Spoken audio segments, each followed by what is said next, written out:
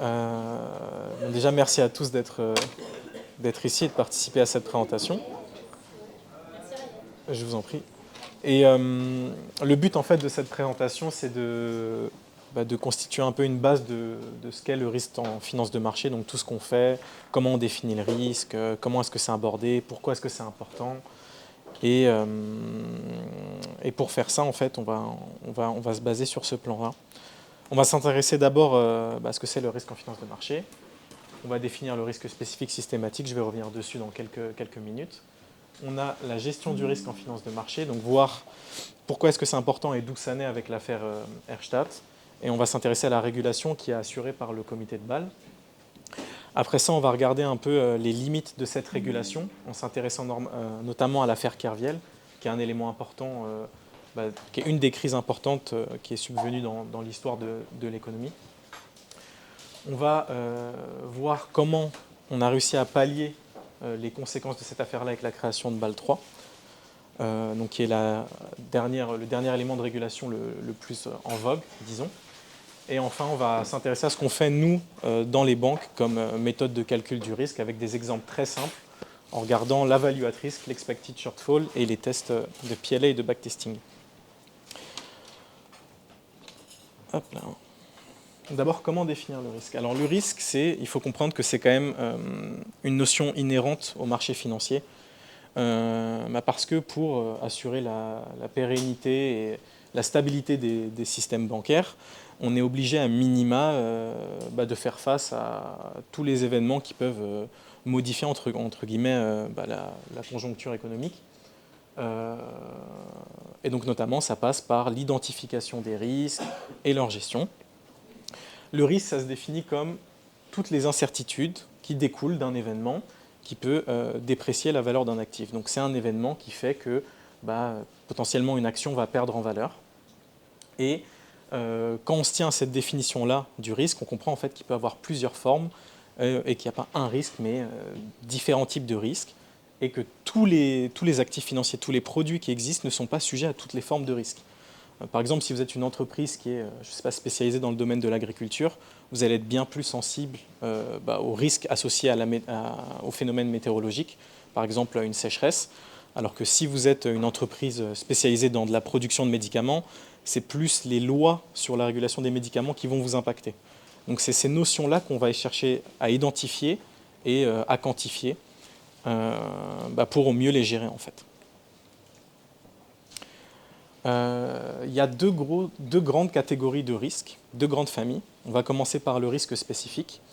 Et en fait, quand on parle de risque spécifique, on parle de tous les risques qui sont propres seulement à une entreprise ou à un secteur en particulier, dans le sens où s'il y a un phénomène qui arrive sur l'entreprise en question, ça ne va pas impacter tout le marché et toute l'économie. Et la particularité des risques spécifiques, c'est que on est capable de les minimiser, voire de les éliminer complètement avec les modèles mathématiques et les techniques qu'on connaît. Des exemples de risques spécifiques que vous allez retrouver, donc je vous ai mis des types différents, par exemple le risque régulatoire, les risques de business, ou les risques stratégiques. Un exemple de risque opérationnel, c'est par exemple vous êtes un fonds d'investissement, vous faites des algorithmes de trading, et votre algorithme, il doit appliquer une stratégie qui doit acheter, et en fait, au lieu d'acheter, il vend, il fait tout l'inverse de ce que vous lui avez demandé, et vous faites des pertes conséquentes, par exemple. Donc ça, c'est un risque opérationnel, mais la conséquence de cette perte, elle est seulement sur votre fonds.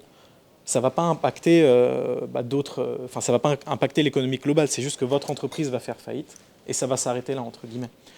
Le risque régulatoire, c'est par exemple, si on reprenait notre exemple de tout à l'heure, où vous êtes une entreprise qui est spécialisée dans la production d'un médicament.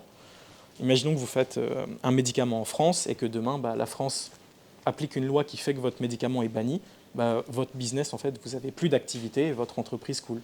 Mais c'est seulement votre entreprise qui est impactée et pas les autres. Donc c'est ça ce qu'on essaye de définir à travers le risque spécifique, c'est vraiment cette notion de localité. Et pour éviter ces problèmes-là, en général, les techniques qu'on utilise, nous, c'est le principe de ne pas mettre tous ses œufs dans le même panier.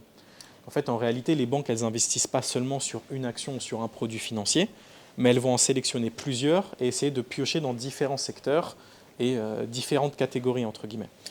Et en général, on estime que quand on investit dans plus de 20 ou 30 produits financiers différents, le risque spécifique est complètement éliminé. Donc si une des entreprises sur lesquelles vous avez investi fait faillite, par exemple, votre portefeuille il va peut-être diminuer en performance, mais ce n'est pas tout votre portefeuille qui va s'écrouler, entre guillemets. Donc ça va constituer une légère baisse, mais vous n'allez pas être aussi impacté que si vous aviez complètement investi sur une seule entreprise. Ça, c'est le principe de la diversification. Nous, le type de risque, la grande famille de risques qui nous intéresse le plus, c'est le risque systématique. Les risques systématiques, c'est des risques qui peuvent impacter très rapidement toute une économie, comme par exemple la crise du Covid-19. La nature des risques systématiques et leur spécificité, c'est qu'on ne peut pas les éviter, on ne peut pas les minimiser. On peut essayer un minimum d'anticiper une crise, une pandémie comme le Covid, mais on ne pourra jamais l'éviter, on ne pourra jamais s'en affranchir. Et la particularité, par exemple, si on garde toujours notre exemple du Covid, c'est que vous avez vu que toute l'économie globale s'est retrouvée impactée et ça est parti à une échelle grand V. En quelques semaines, tous les pays du monde se sont retrouvés bloqués et toutes les activités se sont retrouvées grandement freinées.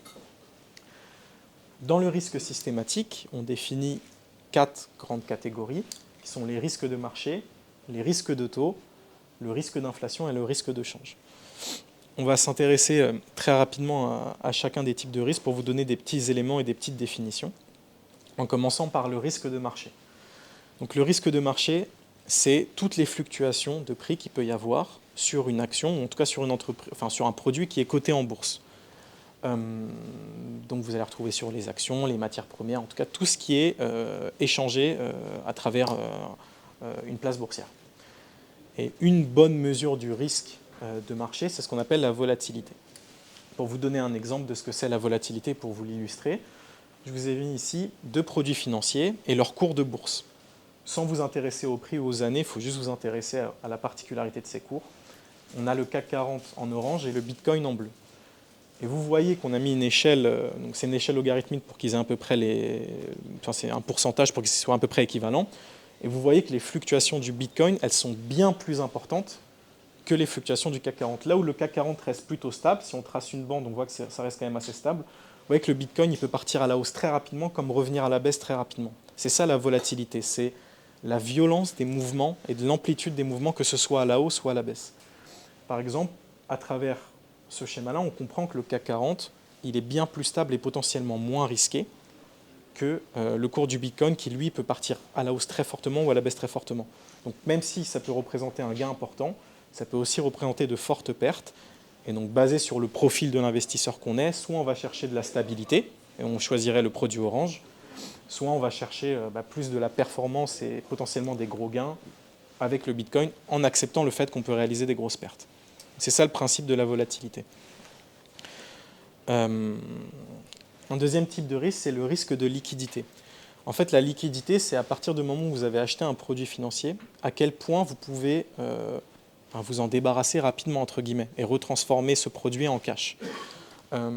Si on ne parle pas de produits financiers, pour vous illustrer un peu le principe de liquidité, imaginez que vous ayez acheté une œuvre d'art en pensant pouvoir la vendre très rapidement, mais en fait, vous n'arrivez pas à trouver d'acheteurs dans les jours qui viennent et vous vous retrouvez bloqué avec une œuvre qui potentiellement peut perdre de la valeur.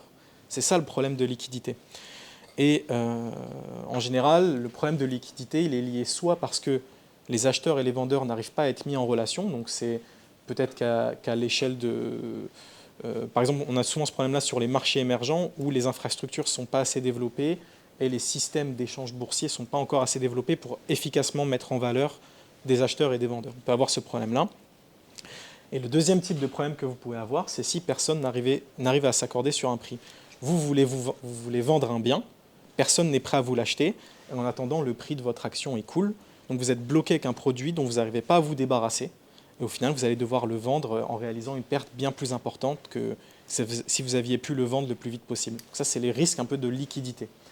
Et pour vous illustrer ça, je vous ai montré les données d'un broker. Donc un broker, c'est une personne qui met en relation des acheteurs et des vendeurs, tout simplement.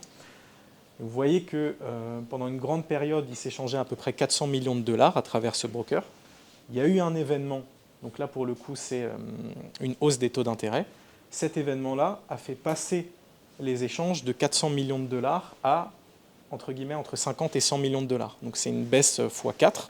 Et donc là on comprend que dans ces situations-là, où il était peut-être plus évident de se débarrasser des actifs financiers, lorsqu'on se retrouve après cette décision dans cette zone, ça devient bien plus dur de se débarrasser des actifs financiers qu'on avait. Donc ça, c'est le risque de liquidité, qui peut être lié à travers des événements, comme ici avec une hausse des taux d'intérêt. On a le risque de crédit. Donc ça, c'est simplement une personne qui s'est endettée, se montre insolvable, et donc elle n'arrive pas à rembourser son prêt. Donc les banques, elles sont très sensibles au risque de crédit, parce que quand il y a des produits financiers qui s'apparentent à des prêts, et lorsque des banques décident d'échanger, de prêter de l'argent en tout cas, elles aiment savoir à qui elles prêtent en faisant de ce qu'on appelle du profiling, donc en s'intéressant à qui est la personne qui est intéressée par le prêt, en s'intéressant aux notes des agences de notation, c'est ce qu'on avait vu dans la première présentation. Donc les agences de notation qui vont accorder des notes selon la qualité d'une entreprise ou des finances d'un État, par exemple. Et on va essayer de s'appuyer sur ce qu'on appelle des sûretés réelles. Donc parfois, ça peut être de l'hypothèque, en disant par exemple, si vous faites défaut, c'est un prêt immobilier, si vous faites défaut, moi je récupère l'appartement, des choses comme ça. Ce qui s'est un peu passé à l'époque des subprimes. Pour vous donner un exemple de par quoi se matérialise le risque de crédit sur les marchés financiers, là on a un produit financier qui est une assurance sur la possibilité que la Russie fasse défaut, donc ne puisse pas rembourser ses dettes. Okay, et on voit que le prix de cet instrument financier, il a fortement augmenté au moment où la Russie a envahi la Crimée, et il s'est remis à augmenter au moment où la Russie a envahi l'Ukraine. Donc en fait, on caractérise cette possibilité de défaut à travers le prix des assurances sur la Russie. Donc ça, c'est un exemple de risque de crédit. Ouais.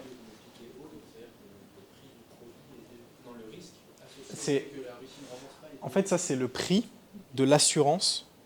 De l'assurance. Donc si toi, tu prêtes de l'argent à la Russie, tu veux t'assurer, tu vas acheter ce produit-là. L'assurance te coûte bien plus cher quand la Russie est dans une situation complexe qui fait qu'elle ne peut potentiellement pas rembourser ses dettes. Ce qui est logique finalement. C'est plus il y a de chances qu'une personne ne puisse pas rembourser ses dettes, plus une assurance contre ça va te coûter cher. C'est une relation... Et le nom de ce type de produit-là, c'est des CDS, Credit Default Swap, ça s'appelle.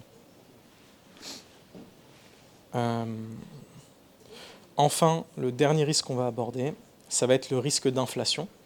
Donc ça, c'est simple, c'est la possibilité que l'inflation, les variations de l'inflation, rendent votre investissement plus du tout aussi intéressant qu'avant. Donc soit l'inflation va diminuer votre rendement, soit elle va même complètement l'éliminer. C'est assez simple à comprendre. Ici, je vous ai mis deux courbes. Vous avez les taux d'intérêt en orange, vs l'inflation en vert. Quand les taux d'intérêt sont plus faibles que l'inflation, d'accord, ça veut dire que vous perdez de l'argent chaque année, entre guillemets. Si votre produit vous rapporte 2%, mais l'inflation elle est à 8%, vous perdez 6% par an. C'est ça le risque. Si l'inflation est en dessous des taux d'intérêt, là, ça ne vous dérange pas, vous gagnez de l'argent. Donc, il n'y a pas de souci. Mais c'est ce risque-là qu'on cherche à quantifier. Donc, c'est l'effet à peu près, entre guillemets, d'érosion sur les rendements. Donc, maintenant qu'on a réussi à peu près à définir les risques et les grandes familles de risques et ce qui était important, il faut qu'on s'intéresse surtout pourquoi est-ce qu'on chercherait à avoir du risque ? Pourquoi est-ce que c'est attractif ? Et ce qu'il faut comprendre, c'est qu'il y a une relation complètement linéaire entre le risque et les gains qui sont associés. Plus un produit est risqué, plus vous avez de chances de gagner une somme d'argent importante, entre guillemets. Parce qu'on doit être capable de récompenser les personnes qui sont prêtes à prendre le risque. C'est vraiment c'est assez évident, sinon ça ne fonctionnerait pas. Et je vous ai mis un graphe ici à peu près des produits les moins risqués aux plus risqués. Vous allez voir que tout ce qui est les cryptocurrencies comme le Bitcoin qui est assez populaire en ce moment, les commodités, donc c'est ce qui est les matières premières, ce sont des produits qui sont considérés très risqués avec les actions. Et les moins risqués, c'est ce que vous avez en cash, donc c'est vraiment le cash que vous avez sur vous. Donc là, quand on parle de gouvernement de bonds, c'est le fait de faire des prêts avec des États, parce que vous partiez du principe qu'un État va forcément vous rendre votre argent au bout d'un moment. Donc c'est ce qu'on va retrouver dans le bas de l'échelle, entre guillemets. Il faut comprendre qu'il y a des investisseurs qui, eux, ne sont pas forcément intéressés par investir seulement dans des produits qui sont très peu risqués avec des rendements faibles. Il y a des gens qui ont un appât du gain et une tolérance au risque plus importante, et donc ils vont viser plus ces gammes de produits-là. Donc les banques doivent être capables de répondre à tous les profils d'investisseurs en proposant des solutions adaptées. Et pour vous donner un exemple ici, vous avez différentes courbes qui matérialisent des portefeuilles réalisés par des banques, des moins risqués aux plus risqués. Donc si vous aviez investi 1000 $ en 2000, sur les produits les moins risqués, vous alliez avoir 20 ans après 700 $ de gain, à peu près, 700 000 $ de gain. Et si vous aviez investi sur des catégories plus risquées, vous alliez réaliser presque 5000 $ de gain. Donc c'est 5 fois plus important. Ça, typiquement, ces courbes-là, là récemment, on a tous reçu un mail, par exemple, avec la prime de participation à investir sur différents portefeuilles. On a le choix de choisir entre des portefeuilles très risqués, moins risqués, et c'est finalement ça qui est matérialisé. Donc il y a des portefeuilles qui étaient proposés sur Epsor qui vous rapportaient des gains peut-être de 30% plus élevés que d'autres, avec un risque très élevé que aussi vous puissiez avoir zéro à la fin de quelques années. Donc c'est ça qui est matérialisé. Et naturellement, là entre nous, il y a des personnes qui ont choisi peut-être des portefeuilles très risqués, des personnes qui ont choisi des portefeuilles moins risqués, selon les profils naturels et les appétences naturelles de chacun en fait. Maintenant qu'on a compris, qu'on a défini à peu près tous les risques, qu'on a vu les variations, les différents profils d'investisseurs, on comprend que ça devient très important et même primordial pour les banques de gérer leurs risques pour éviter, en cas de crise majeure ou de phénomène important majeur, de se retrouver avec des dettes trop importantes, voire même d'être liquidées. Le problème, c'est qu'on ne peut pas tout simplement laisser cette responsabilité à chacun des établissements bancaires. On a vu les conséquences que peut avoir une grande crise, et on va le voir avec l'affaire Erste. On est obligé après d'instaurer un cadre régulatoire. Donc pour illustrer ça, moi je voulais vous parler du cas Erste en 1974, qui était une banque allemande qui a fait un mauvais pari sur le cours du dollar. Donc au lieu de penser que le dollar allait augmenter, ils ont pensé que le dollar allait baisser par exemple, et ils se sont retrouvés à accumuler une perte qui était à peu près 100 fois plus élevée que leur capital qu'ils détenaient eux. Au moment de la liquidation, cette banque, elle participait à des échanges avec des banques américaines. Donc il y a des banques américaines qui donnaient des Deutsche Mark à cette banque. En échange, elles comptaient récupérer des dollars. C'est vraiment une opération de change. Donc ils ont envoyé leur Deutsche Mark à la banque Erste, qui les a bien reçus. Sauf qu'entre-temps, la banque Erste a été liquidée. Et donc les banques new-yorkaises n'ont jamais reçu leurs dollars en retour. Ça a eu des conséquences très très importantes, notamment le fait que le système de paiement interbancaire entre les banques à New York a cessé de fonctionner pendant plusieurs jours. Sauf qu'entre-temps, la banque Erste a été liquidée, et donc les banques new-yorkaises n'ont jamais reçu leurs dollars en retour. Donc ça a eu des conséquences très très importantes, notamment le fait que le système de paiement interbancaire entre les banques à New York a cessé de fonctionner pendant plusieurs jours. Et ça montre qu'on ne peut pas déléguer la responsabilité de gérer le risque à chacune des entités. Parce que les conséquences peuvent être trop importantes et la responsabilité est trop importante. Donc, suite à cet événement-là et les différentes crises qu'il y a eu dans les années 74, on a compris qu'il y avait vraiment besoin d'instaurer un cadre régulatoire pour encadrer tous les marchés financiers et la gestion de risque. Et ce cadre régulatoire est assuré par ce qu'on appelle le comité de Bâle, qui se réunit dans la ville de Bâle en Suisse à peu près 4 fois par an. Je vous ai mis sur le graphique ici à peu près tous les États membres de ce comité, donc vous voyez que c'est quand même une dimension internationale. Et le but de ce comité, c'est de proposer des lois, des règles, des modes d'application pour gérer au mieux le risque et pour rendre les banques résilientes face à la conjoncture en ville. Le comité de Bâle ne peut pas imposer des lois. Il peut proposer des cadres, mais ces cadres ils doivent être implémentés à l'échelle nationale par les banques. Et en général, c'est la BCE à l'échelle européenne qui pousse les banques à appliquer les lois de Bâle. Et en France, on a l'ACPR qui vérifie que toutes les banques sont bien en accord avec la régulation. Je vais vous parler rapidement des différentes propositions qui sont faites dans le comité de Bâle. Mais le grand principe de Bâle, c'est ce qu'on appelle le ratio de Cook. Et l'idée, c'est de dire aux banques, à chaque fois que vous allez investir sur un produit, basé sur son niveau de risque, vous allez devoir mettre un certain montant de côté. C'est la première sécurité. Et donc l'idée, c'est de dire, peu importe les crises, les événements qui peuvent survenir, vous avez assez d'argent de côté pour éviter de faire faillite et éviter ce qui s'est passé avec l'affaire Erste, qui avait une perte 100 fois supérieure à son capital. Et Donc, le ratio de coût, il est présenté ici. Je ne vais pas rentrer dans le détail, mais pour vous faire une idée rapidement de comment est calculé le fonds propre, je vais un peu vulgariser. Si vous investissez sur des produits de l'État, vous mettez 0% de côté. Si vous investissez sur des produits liés à une banque, vous mettez 20% de côté, donc du montant investi. Les crédits immobiliers, vous mettez la moitié de côté. Et les autres crédits, typiquement, c'est si vous achetez des actions, etc. Et là, peu importe l'entreprise sur laquelle vous investissez, vous mettez 10 euros sur une action Apple, vous devez mettre 10 euros de côté. Donc c'est à peu près ça le principe.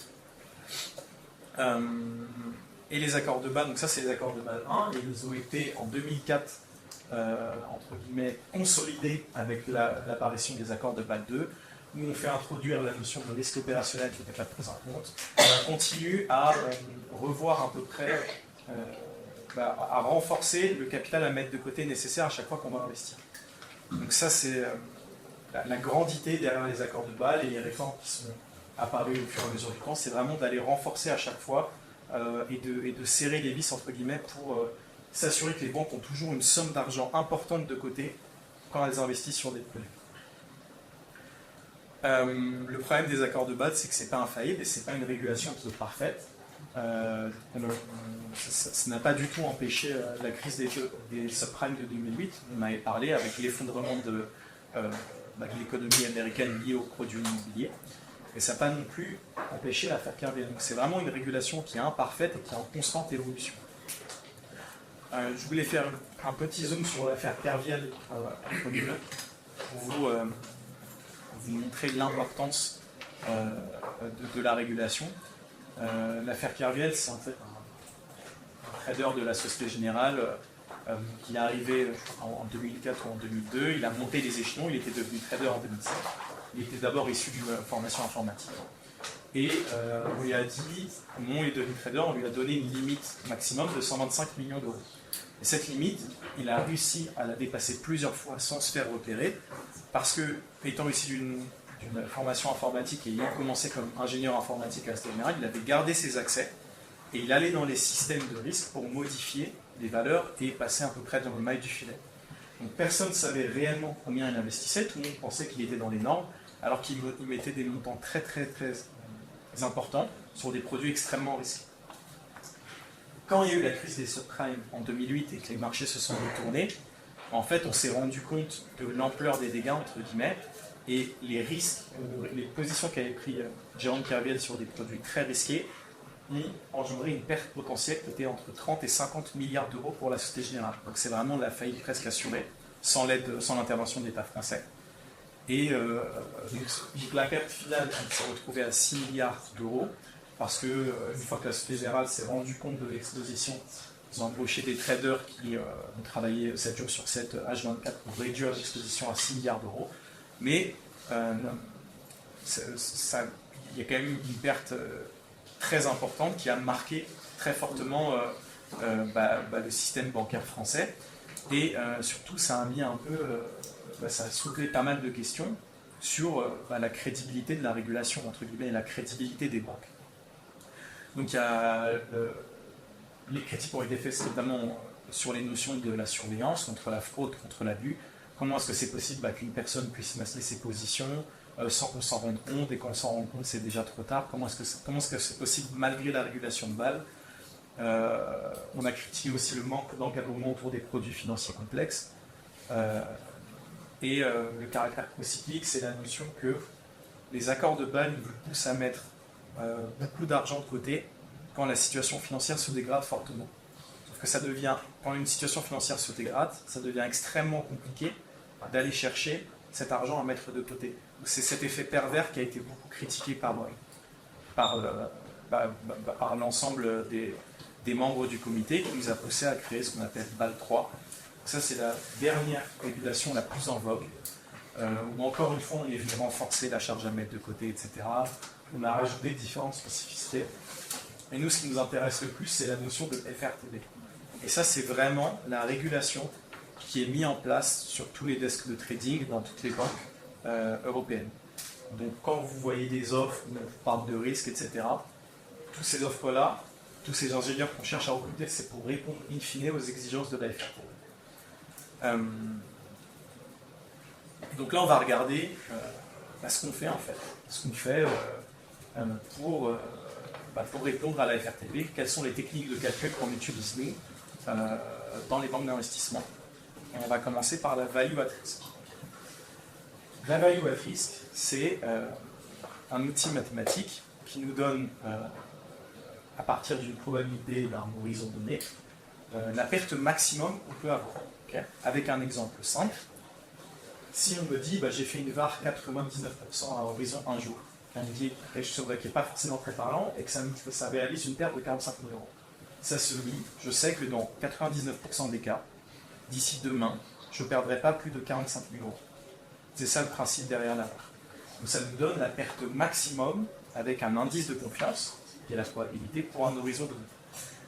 Et ça, ce calcul-là, c'est une des notions essentielles à tous les moteurs de calcul de risque dans les banques d'investissement. On va calculer la value at risk avec des seuils de probabilité différents, avec des horizons différents, avec plusieurs produits financiers, et toujours en essayant d'estimer notre perte maximum. Et c'est basé sur ces résultats des VAR-là qu'on va essayer d'ajuster les portefeuilles et les positions d'une banque. Donc, il y a trois manières de calculer une value at risk. Il y a la méthode historique paramétrie de Monte-Carlo.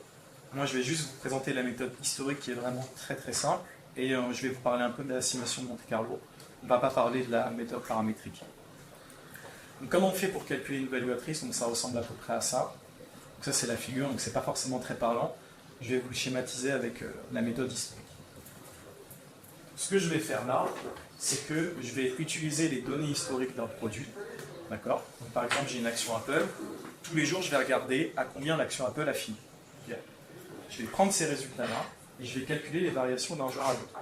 Donc, du jour 1 au jour 2, j'ai perdu 2%, du jour 2 au jour 3, j'ai gagné 4%, etc. Ensuite, je vais les trier de l'ordre la pire perte jusqu'au meilleur gain. Je vais les trier par ordre décroissant. Et basé sur ce tri-là, je vais pouvoir chercher la 99e valeur ou la 95e valeur en termes de pourcentage. Donc, par exemple, là, ce que j'ai fait, j'ai récupéré les résultats du CAC 40, j'ai calculé les performances, chaque fois. Donc entre le 27 et le 30, j'ai perdu 1%. Entre le 31 et le 30, j'ai perdu 0,07%, etc. Ensuite, je les ai triés. Et là, vu que j'ai 100 valeurs, je sais que ma VAR 99%, c'est la 99e valeur. Ou la VAR 95%, c'est ma 95e valeur. Donc c'est vraiment ça qu'on réalise. Et comment j'interprète ce résultat-là? Je sais que dans 99% des cas, le CAC 40 ne va pas perdre plus de 8% d'ici demain. C'est ça ce que j'utilise et que je vais calculer en continu. L'autre technique qui est fortement utilisée, c'est celle de Monte-Carlo, où en fait, on va simuler des prix. Et on va simuler des prix, donc à partir des données historiques et de probabilité qu'on réalise, on va simuler des prix avec une variable aléatoire. Et ensuite, une fois qu'on a simulé tous nos prix, on va faire le même travail que la value at risk historique, on va les trier, on va prendre le 95e ou le 99e trace. Cette simulation, elles sont matérialisées ici avec ce schéma, par exemple pour le Bitcoin, et ce qui vous montre à peu près tous les prix qui ont été générés. La spécificité de la value at risk de Monte-Carlo, c'est que ça demande une puissance de calcul qui est vraiment très très importante et une organisation côté IT vraiment millimétrée, entre guillemets. C'est pour ça que en général, avec le phénomène de FRTB, on a pas mal d'offres autour du risque sur des pricers, sur ce qu'on appelle du grid computing, etc. Parce que c'est pour réaliser ces calculs-là qui demandent vraiment beaucoup d'organisation. Le problème de la value at risk, si je reprends, attendez, je vais vous reprendre juste une graphe, juste là. Donc quand vous faites une value at risk, vous allez estimer la perte quand vous êtes à peu près à ce seuil-là, 95%, 99%. Vous êtes ici au niveau de la courbe. Ce qui a été critiqué, c'est qu'est-ce qui va se passer le jour où on passe au-delà du seuil de confiance. Donc qu'est-ce qui fait quand on est dans les 1%, quand la réalité du marché nous fait tomber dans les 1%, quelle est notre perte? Parce que ça, on n'a pas encore cherché à l'estimer.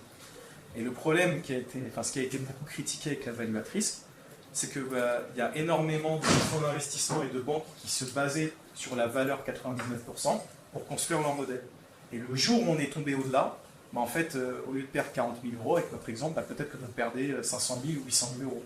Et vu que vous n'avez jamais cherché à estimer cette valeur-là, il y a énormément de fonds d'investissement et énormément de banques qui ont fait faillite et qui ont vraiment coulé liées à cette fausse sûreté que leur donnait la value at risk. Ça a été remplacé avec FRTB par ce qu'on appelle l'expected shortfall, où en fait on va faire la moyenne de toutes les valeurs au-delà du seuil de confiance. Et c'est ça qu'on va utiliser comme mesure d'estimation du risque. Là, si on était à ce niveau-là, on va regarder toutes les valeurs qu'il y a derrière. Par exemple, je sais pas, si j'ai 5 valeurs, je vais faire la moyenne de ces 5 valeurs-là, et ça va être mon S. Voilà par quoi ça se matérialise. Donc ça, c'est les mesures les plus importantes qu'il faut retenir, et c'est ce qu'on fait en finance de marché essentiellement. Ouais. Je vais y venir juste là. Mais pour te répondre, la VAR, tu utilises des données historiques de marché en fait. La stress VAR, c'est que tu vas utiliser un scénario de données qui est fourni par la BCE. On va modifier certains paramètres. Et c'est ça et c'est censé simuler les conditions de marché les plus extrêmes. Donc tu peux imaginer un exemple simple. Tu prends les données de marché pendant le Covid. Tu dis que c'était un phénomène particulièrement violent pour les marchés. Tu dis maintenant, tous vos modèles, vous allez les jouer en utilisant ces données pendant le Covid. Parce que c'était un phénomène particulièrement stressant pour les marchés, et c'est ça qui va réaliser en résultat une stress VAR.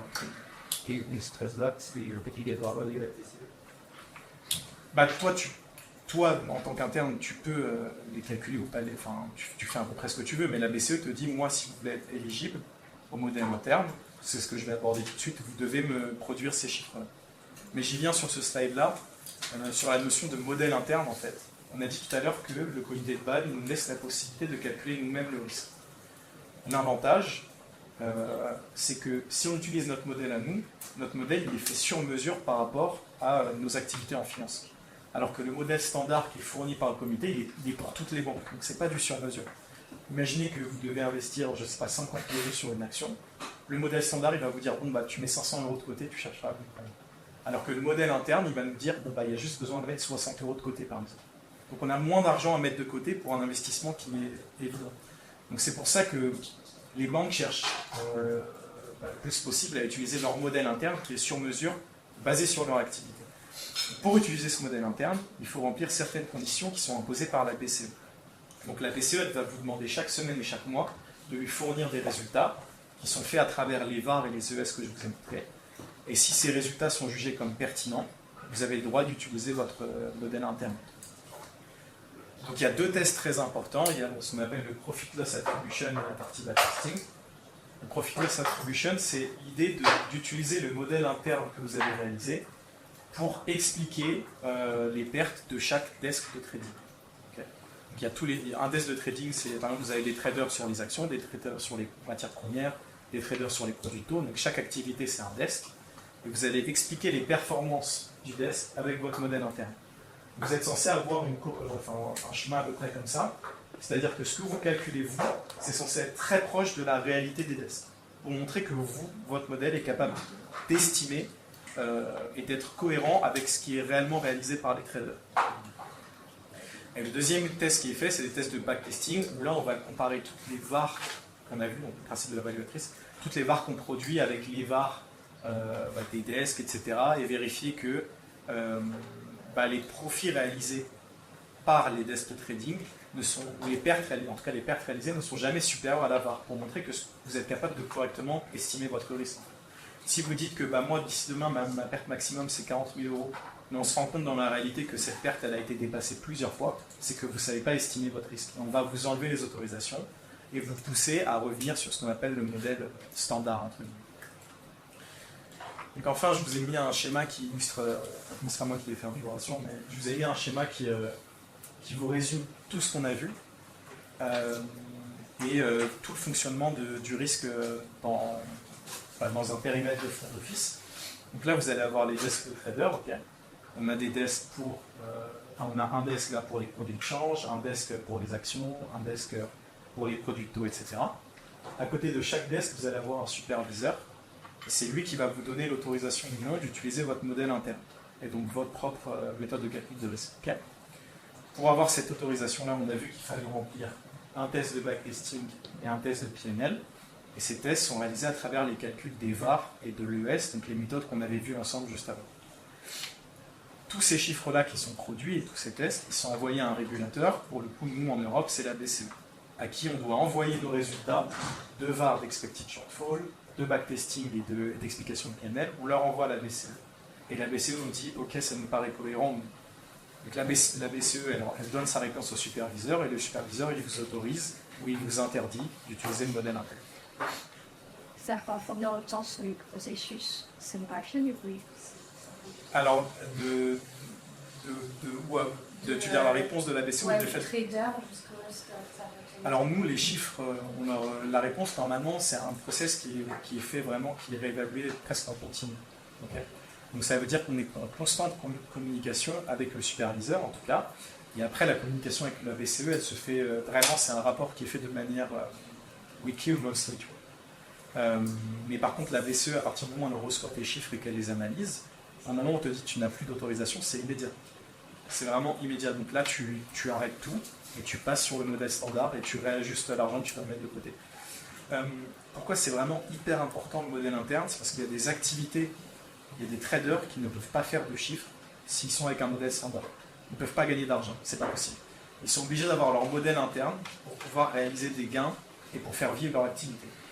Donc c'est pour ça que nous, on doit être capable, quand on travaille sur des moteurs de calcul de risque, etc., on doit vraiment être capable de tout expliquer, de prouver qu'on maîtrise tout ce qu'on fait, parce que ça met en péril les activités en fait, de la banque. C'est la dernière slide que je voulais vous montrer, qui résume à peu près tout ce qu'on a vu. Donc si vous avez des questions, c'est le moment, n'hésitez pas. Le département risque, il intervient chez nous. Là, tout ça, le modèle interne, c'est réalisé par les ingénieurs en risque. Le modèle standard, c'est aussi implémenté par les ingénieurs en risque. Donc la BCE te donne ce que tu dois faire, mais c'est toi dans ta banque, c'est toi qui implémente le modèle standard et le modèle interne. Donc, tout ça, c'est les ingénieurs en risque.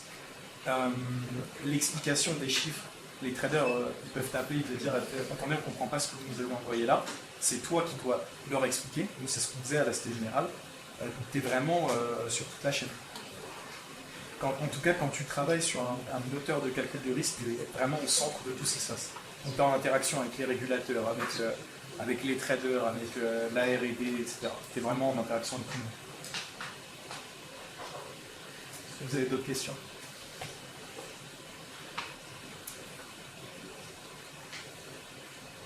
Je vous remercie. Merci.